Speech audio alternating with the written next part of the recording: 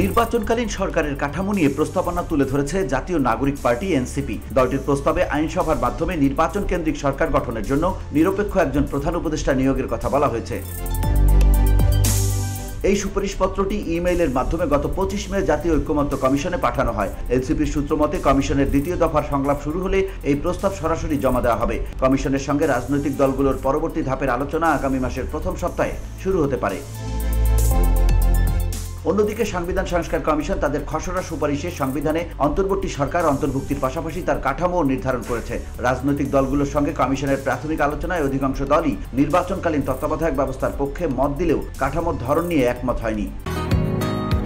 বসুন্ধরা, উত্তরা, বনশ্রী, কুড়িল ও বাড্ডা সহ রাজধানীর বিভিন্ন স্থানে অভিজাত ও অত্যাধুনিক মানের ফ্ল্যাট কেনার এক নির্ভরযোগ্য প্রতিষ্ঠান pleasant properties limited.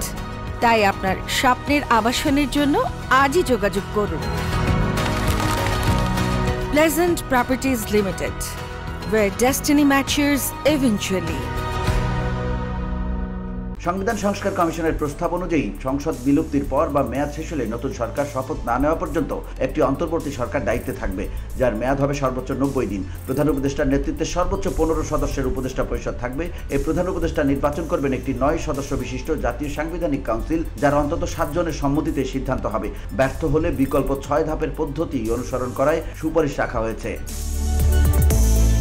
VOD Bangla news desk.